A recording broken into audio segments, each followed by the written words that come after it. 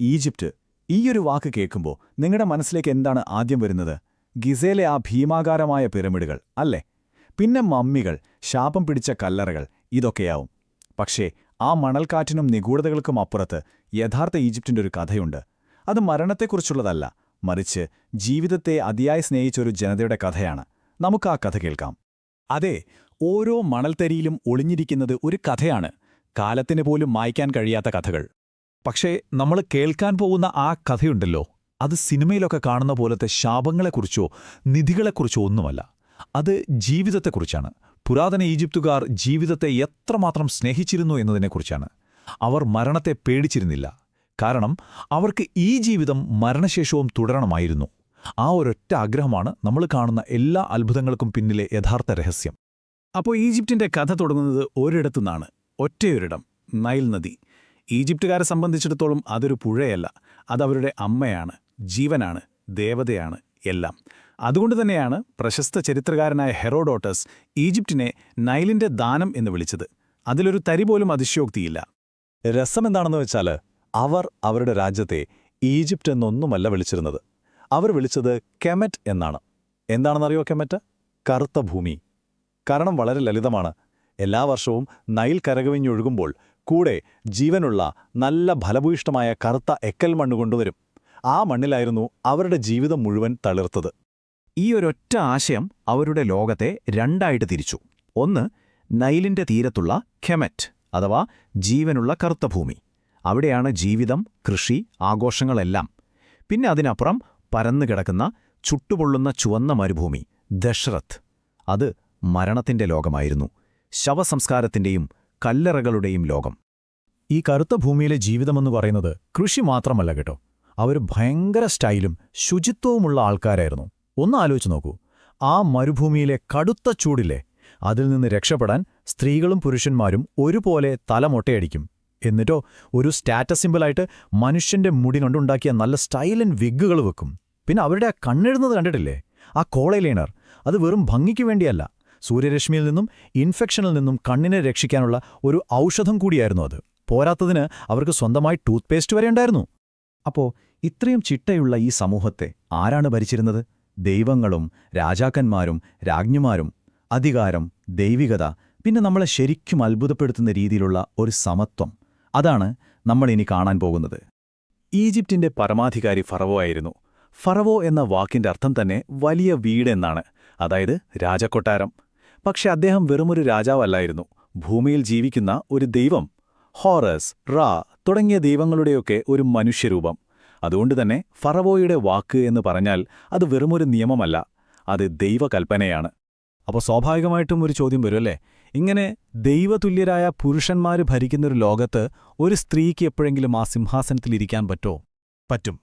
അതാണ് പുരാതന ഈജിപ്തിലെ ഏറ്റവും അത്ഭുതപ്പെടുത്തുന്ന ഒരു കാര്യം. ആ കാലഘട്ടത്തിലെ മറ്റ് സംസ്കാരങ്ങളെ വെച്ച് നോക്കുമ്പോൾ ഈജിപ്ഷ്യൻ സ്ത്രീകൾക്ക് കിട്ടിയിരുന്ന അവകാശങ്ങൾ അവിശ്വസനീയമാണ്. അവർക്ക് സ്വന്തമായി സ്വത്തുവയ്ക്കാം, ബിസിനസ് നടത്താം, വേണമെങ്കിൽ വിവാഹമോചനം നേടാം, കോടതിയിൽ സാക്ഷി പറയാം. എന്തിന്, ഒരു ഫറവോ ആയിട്ട് രാജ്യം ഭരിക്കാൻ പോലും അവർക്ക് കഴിഞ്ഞിരുന്നു. അതിന് ഏറ്റവും വലിയ ഉദാഹരണമാണ് ഹട്ഷപ്സുത്ത് രാജ്ഞി. അവരൊരു ഫെറവോ ആയി തന്നെ ഭരിച്ചു, അതും പുരുഷ ഫെറവോമാർ വയ്ക്കുന്ന ആചാരപരമായ കൃത്രിമ താടിയൊക്കെ വെച്ചിട്ട്. പക്ഷേ അതൊരു സ്ത്രീയാണെന്ന് മറച്ചുവെക്കാനല്ലായിരുന്നു കേട്ടോ, മറിച്ച് ഫെറവോ എന്ന ദൈവീകമായ പദവിക്ക് ആണെന്നോ പെണ്ണെന്നോ ഒരു വ്യത്യാസവുമില്ല എന്ന് ലോകത്തോട് പറയാനായിരുന്നു. അപ്പോൾ നമ്മൾ ആദ്യം പറഞ്ഞ കാര്യത്തിലേക്ക് തിരികെ വരാം. ജീവിതത്തോടുള്ള ഈ ഒരു ഭ്രാന്തമായ സ്നേഹം, അതാണ് അവരെ മരണത്തെക്കുറിച്ച് ഇത്രയധികം ചിന്തിപ്പിച്ചത്. അവർക്ക് ഈ ജീവിതം അവസാനിക്കരുതായിരുന്നു, അത് മരണശേഷവും എന്നേക്കുമായി തുടരണം. ഈ ഒരൊറ്റ ആഗ്രഹത്തിൽ നിന്നാണ് അവരുടെ ഏറ്റവും പ്രശസ്തമായ ആചാരങ്ങൾ, അതായത് മമ്മിയാക്കലും പിരമിഡുകളും ഒക്കെ ഉണ്ടാകുന്നത്. ഈ മമ്മിയാക്കുന്ന പരിപാടി, അതായത് മമ്മിഫിക്കേഷൻ, അതൊരു ചെറിയ കാര്യമല്ല. 70ഓളം ദിവസം എടുക്കുന്ന ഒരു വലിയ പ്രോസസ്സാണ്. ഒന്നാമത്തെ സ്റ്റെപ്പ്, തലച്ചോറ്, ശ്വാസകോശം, കരൾ പോലെയുള്ള അവയവങ്ങളെല്ലാം പുറക്കെടുക്കും. പക്ഷെ ഒരൊറ്റ സാധനം മാത്രം അവരെടുക്കില്ല, ഹൃദയം. കാരണം അവരുടെ വിശ്വാസത്തിൽ ചിന്തയുടെയും ബുദ്ധിയുടെയും എല്ലാം കേന്ദ്രം ഹൃദയമാണ്. രണ്ടാമത്തെ സ്റ്റെപ്പ്, ശരീരം ഉണക്കുക. ഒരു തുള്ളി വെള്ളം പോലുമില്ലാത്ത രീതിയിൽ 40 ദിവസം നാട്രോൺ എന്നൊരു തരം ഉപ്പിൽ പൊതിഞ്ഞുവെക്കും. അവസാനം ഉണങ്ങിയ ശരീരത്തിൽ സുഗന്ധമുള്ള എണ്ണയൊക്കെ പുരട്ടി 100 കണക്കിന് മീറ്റർ നീളമുള്ള ലിനൻ തുണി കൊണ്ട് വളരെ ശ്രദ്ധയോടെ പൊതിഞ്ഞെടുക്കും. 70 ദിവസം. ഒന്ന് ആലോചിച്ചു നോക്കൂ. ഒരൊറ്റ ശരീരത്തെ മരണാനന്തര ജീവിതത്തിലേക്ക് അയക്കാൻ അവർ എടുത്തിരുന്ന സമയം കൊടുത്തിരുന്ന ശ്രദ്ധ അവിശ്വസനീയമാണ്. പക്ഷേ ശരീരം തയ്യാറായാൽ മാത്രം പോരാ, ആത്മാവിന് ഒരു ഫൈനൽ പരീക്ഷയുണ്ട്. അതാണ് ഹൃദയം തൂക്കി നോക്കൽ.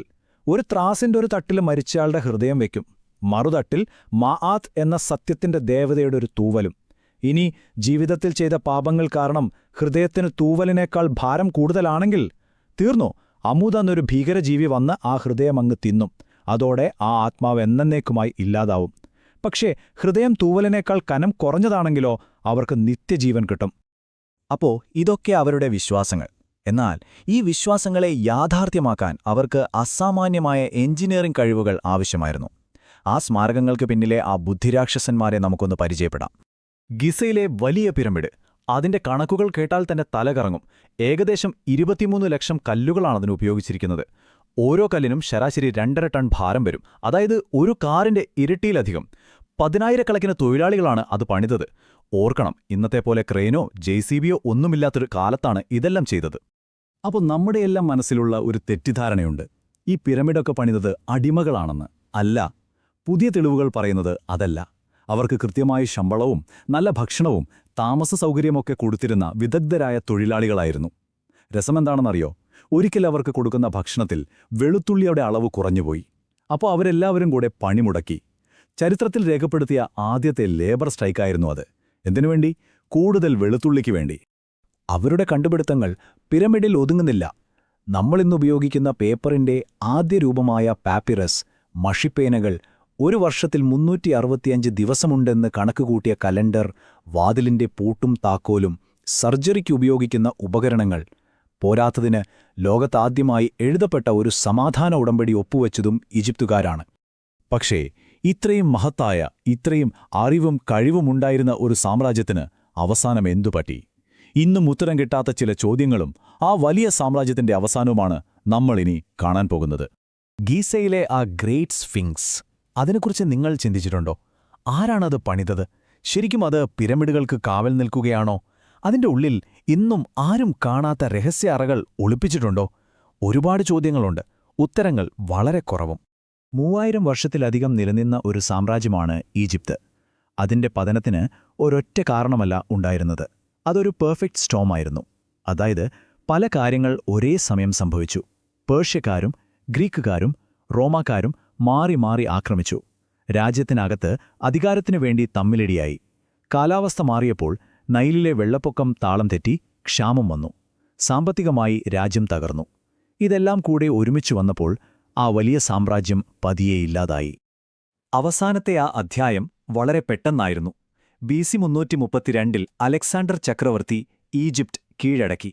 അതിനുശേഷം ഗ്രീക്കുകാരായ ടോളമി രാജവംശം ഭരണം തുടങ്ങി. ആ രാജവംശത്തിലെ അവസാനത്തെ ഭരണാധികാരി, നമുക്കെല്ലാവർക്കും അറിയാവുന്ന ക്ലിയോപാട്ര, BC 30 മരിച്ചു. ആ മരണത്തോടെ 3000 വർഷം നീണ്ട ഫറവോമാരുടെ ഭരണം എന്നേക്കുമായി അവസാനിച്ചു. ഈജിപ്ത് റോമിന്റെ ഒരു പ്രവിശ്യ മാത്രമായി മാറി. ഇന്ന് ആയിരക്കണക്കിന് വർഷങ്ങൾ കഴിഞ്ഞിട്ടും ഈജിപ്തിലെ മണൽപ്പരപ്പ് അതിന്റെ രഹസ്യങ്ങൾ ഇന്നും കാത്തുസൂക്ഷിക്കുന്നുണ്ട്. ഓരോ ദിവസവും പുതിയ കണ്ടെത്തലുകൾ വന്നുകൊണ്ടിരിക്കുകയാണ്. അപ്പോൾ അടുത്തതായി ആ മണലിനടിയിൽ നിന്ന് എന്ത് അത്ഭുതമായിരിക്കും പുറത്തുവരിക? ആർക്കറിയാം, അല്ലേ?